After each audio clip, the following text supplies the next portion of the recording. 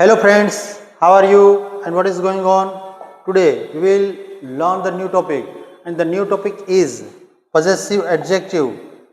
With the help of possessive adjective we will discuss આપણે તેની ચર્ચા કરીશું તો કે સંબંધકો વિશેષણો અને અગાઉ આપણે ચર્ચા કરી ગયા છીએ કેની ચર્ચા કરી ગયા છીએ તો કે માય અને અવર આ બંને વિશે આપણે ચર્ચા કરેલી છે અને આજે તેની અંદર આગળ જે ચર્ચા કરવાની છે તે કયો ટોપિક છે તો કે હિઝ હર એન્ડ ઇટ્સ તો સૌપ્રથમ તો પોઝેસિવ એડજેક્ટિવ છે શું તેની આજે ફરી વખત આપણે ચર્ચા કરીએ તો કોઈ પણની સાથે સંબંધ દર્શાવવો હોય પછી તે વ્યક્તિ હોય વસ્તુ હોય કે કંઈ પણ હોય માલિકી સંબંધ અથવા કોઈ પણ પ્રકારનો જ્યારે સંબંધ દર્શાવવો હોય ત્યારે આ આર્ટિકલ શું પણ આ એડજેક્ટિવ એટલે કે સંબંધકનો ઉપયોગ કરવામાં આવે છે ચાલો તો શું છે તે હિઝ જે છે તે કેના માટે વપરાય છે તો કે પુરુષવાચક તેની આગળ ચર્ચા કરીએ તો તેનું ગુજરાતી કરવા જઈએ તો તેનું તેની તેનો અને તેના તે જ પ્રમાણે હર જે છે તો તેણીના તેણીની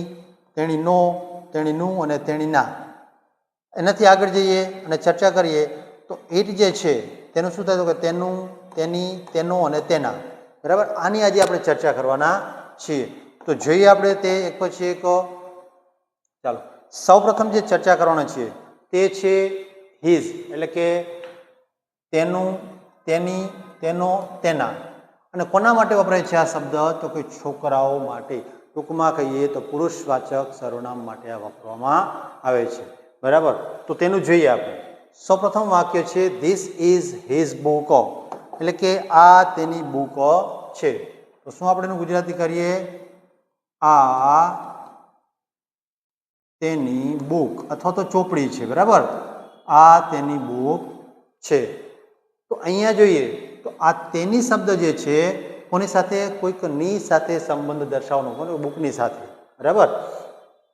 his father is a farmer તેના પિતાજી તેના પિતા ખેડૂત છે ખેડૂત છે ધેટ ઇઝ હિઝ કાર પેલી તેની કાર છે હિઝ બેગ ઇઝ બ્લુ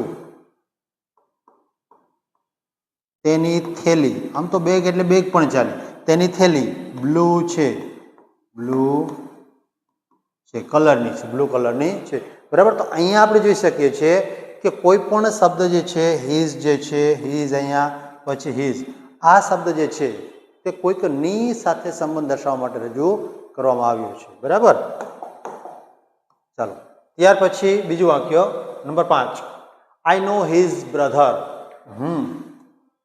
અહીં શું કહ્યું કે હું તેના ભાઈને જાણું છું અથવા ઓળખું છું એવું પણ કહી શકીએ આપણે his school is small his એટલે કે તેની સ્કૂલ એટલે શાળા હિઝ શાળા એટલે કે તેની શાળા કેવી છે તો કે નાની છે હિઝ પેન ઇઝ ન્યૂ તો અહીંયા શું કહ્યું હિઝ એટલે તેની અને પેન એટલે પેન તેની પેન કેવી છે તો કે નવી છે his friend is a teacher તેના મિત્ર શિક્ષક છે બરાબર આ પ્રમાણે આપણે સંબંધક છે તે રજૂ કરી શકીએ છીએ નેક્સ્ટ જોઈએ ચાલો હવે વાક્ય જે છે તે ગુજરાતીનું અંગ્રેજીમાં ટ્રાન્સલેશન કરીએ અહીંયા આ તેનું અથવા એનું આપણે ઘણી વખત ગુજરાતીની અંદર તેનુંની જગ્યાએ એનું પણ વાપરતા હોઈએ છીએ તો આ બંને અર્થ છે તે સમાન છે આ બંને માટે અહીંયા હિઝ એવો અર્થ આપણે કરીશું તો શું કહ્યું આ તેનું પુસ્તક છે આ એટલે કે શું થશે ધીસ હવે સહાયકારક ક્રિયાપદ ઇઝ છે તે આગળ આવશે ધીસ ઇઝ અને તેનું એટલે શું આવશે અહીંયા હિઝ અને book this is his book તેના પિતા ખેડૂત છે તો અહીંયા ફરી વખત તેના એટલે શું થશે તો કે his father is a farmer બરાબર. જગત તેનો મિત્ર છે, તો જગત ઇઝ તેનો એટલે his friend. જગત ઇઝ his friend. તેનું ઘર મોટું છે, તો તેનું એટલે his house ઇઝ કેવું છે, તો કે મોટું એટલે કે big. શિવજી મારો પડોશી છે, તો શું કહીશું અહીંયા? શિવજી ઇઝ માય શું આવશે? Neighbour. Shivji is my neighbour. તેનો ભાઈ પ્રિન્સિપાલ છે, તો શું કહીશું અહીંયા? His brother is a principal.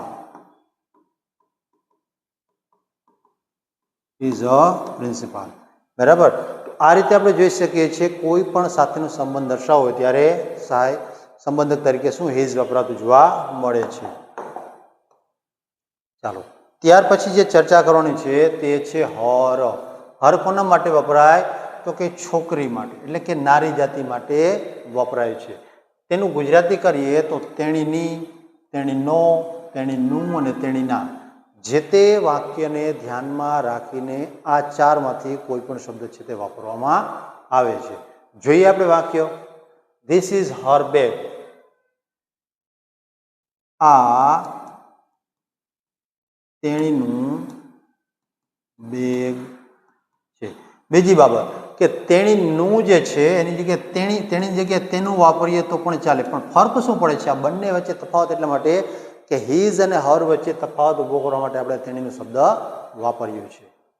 Her mother is a doctor એટલે કે તેણીના માતા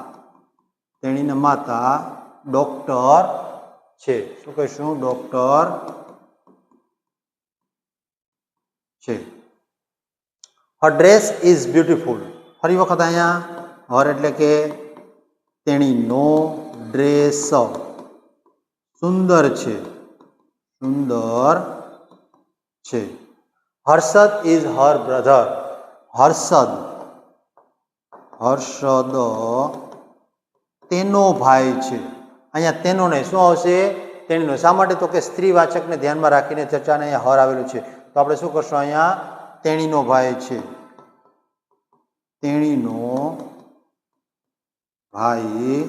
છે. That is her book. પહેલી તેણીની ચોપડી છે. બરાબર. આ પ્રમાણે અહીંયા કયા સંબંધકનો ઉપયોગ કર્યો છે? તો કે હર. અને હર કોના માટે વપરાય છે? તો કે સ્ત્રી જાતિ, નારી જાતિ માટે. બરાબર. કોઈ પણ છોકરી માટે અથવા સ્ત્રી માટે. ચાલો, ત્યાર પછી ગુજરાતી વાક્યને અંગ્રેજીમાં રૂપાંતર કરીએ. આ તેણીની બેગ છે. આ એટલે શું થશે?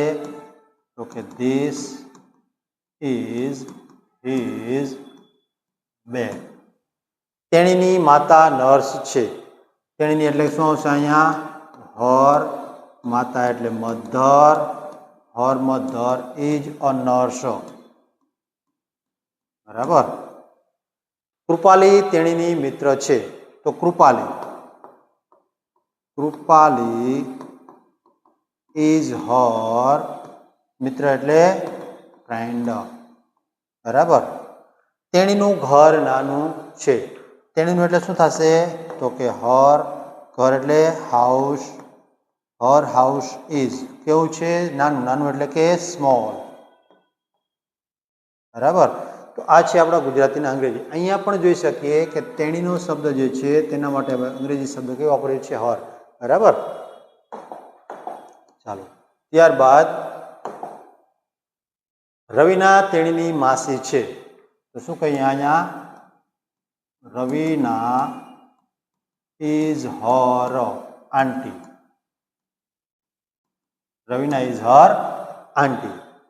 તેણીની બહેન અભિનેત્રી છે, તો તેણીની એટલે કે હર.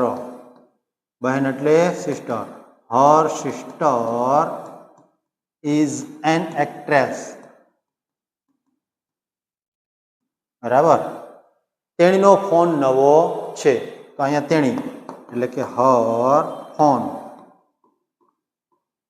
Is new. રાહુલભાઈ તેણીના પિતા છે, તો શું કહીશું અહીંયા?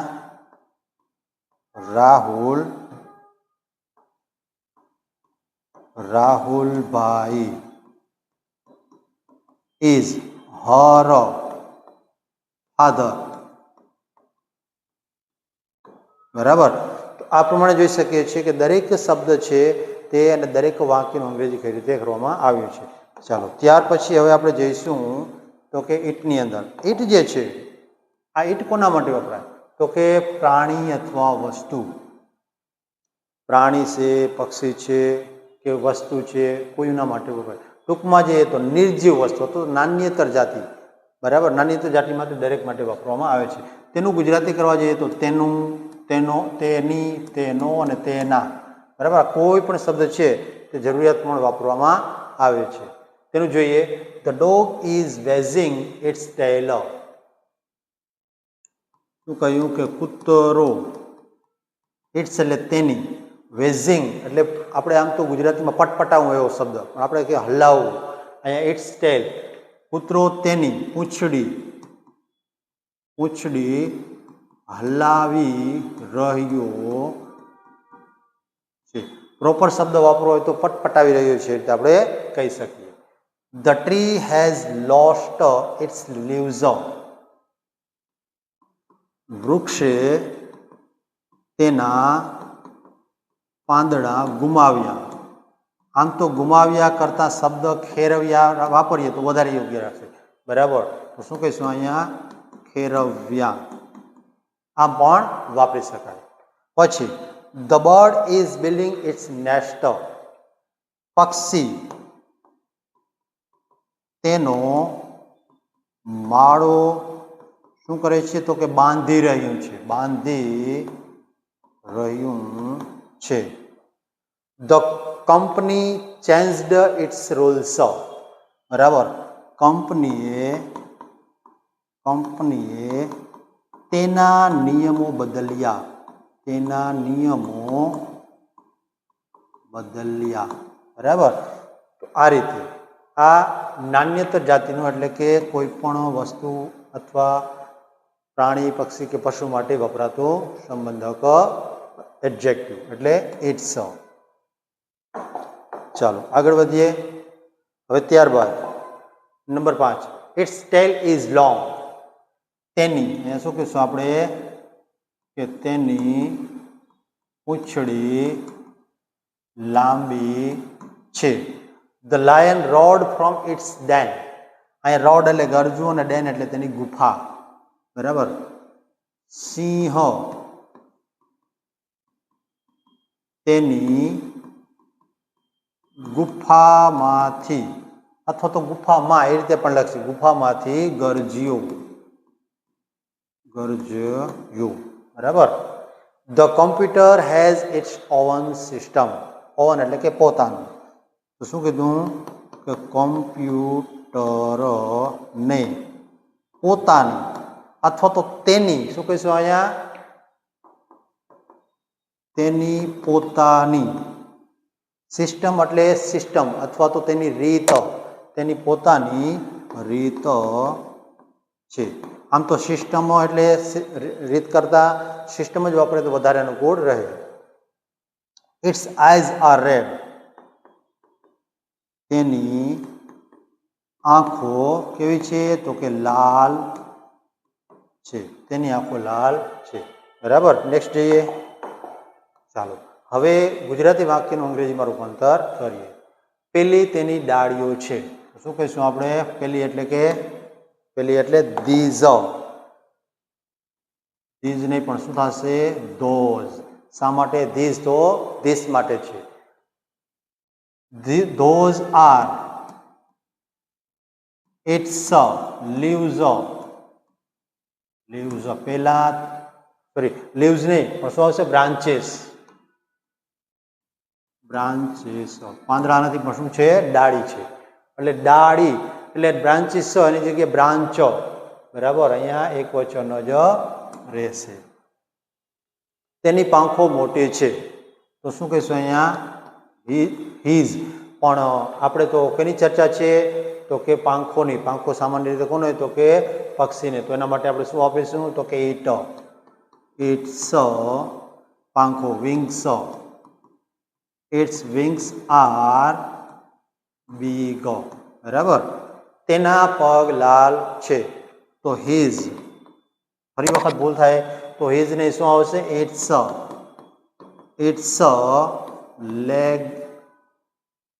legs are red. તેના પગ લાલ છે. તેનો નખ મોટો છે. તો ઇટ્સ nail is. તેનો નખ મોટો છે અને મોટા છે. અહીંયા મોટો છે એવું કરશું. બરાબર. Its nail is big. તેનો નખ મોટો છે, તેના નખ નહીં. બરાબર. શાળાએ એના નિયમો બદલ્યા. School has changed its rules.